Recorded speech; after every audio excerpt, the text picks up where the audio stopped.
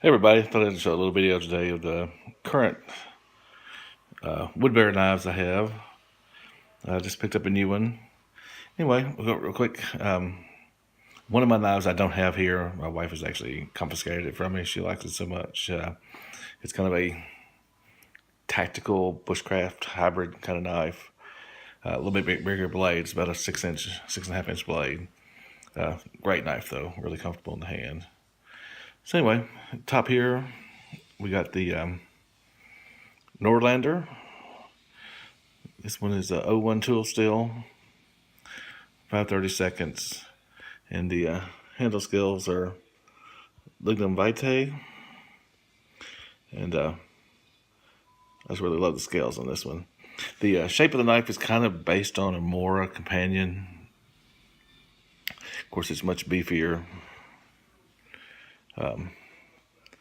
Great grip to that. See, that knife is about a 4.25 inch blade back to the handle. Next below it is the Karhu, which is I believe that's Finnish for bear. A lot of his knives have kind of a bear reference. This also is 01 tool steel. This one's 5/32. This one is 1/8. Both these are Scandi grind. This one's desert ironwood. He did redo this knife for me. It had like a bird's eye maple scales on it, and whoever he was getting the scales from, the wood from then, didn't stabilize it properly and it cracked. So I sent it back to him, got him to put desert ironwood. Anyway, this is a great little bushcraft shape. He's still making this one, and he's still making this one too here. He can custom do anything you want, pretty much. Both these are Scandi grind. And here's my latest one.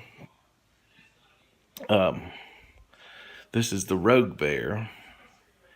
And for years and years, he mostly did Scandinavian grinds, about all you found. I have seen him do a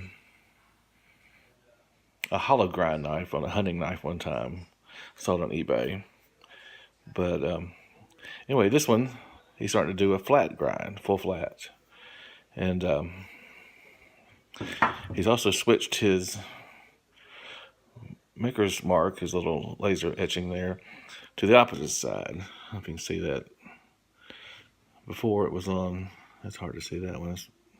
There it is. He's also switched that to the other side. Anyway, I really like this knife here. Absolutely razor sharp.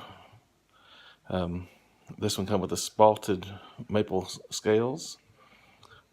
Really good looking scales on this knife. This one, I bought this off his website. Every now and then he has some that's pre-made for sale. Wanted to try out his flat grind. This one's kind of strange. It didn't have a lanyard hole, but that's fine. Usually on a knife this size, I really don't ever use a lanyard anyway. So anyway, I kind of like the fact that it's like that actually. 5/32, 01 steel. Most of his knives come with this sheath right here if you buy it. Of course, he has options. He can make you a dangler. He can add a fire steel loop. And I noticed here lately he's even actually doing some fire steels to match your handles.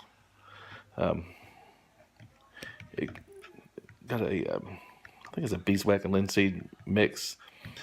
Makes it really hard. Almost like a kydex, but it is leather.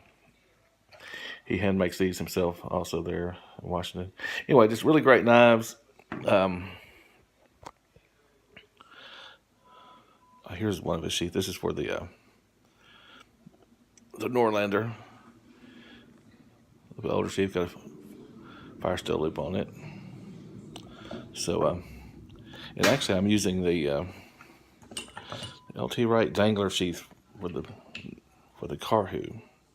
Works out great for that. So, but anyway, if you are interested in a great hard-working knife, custom handmade, so he makes everything by hand. He gets his heat treating done somewhere else, and they're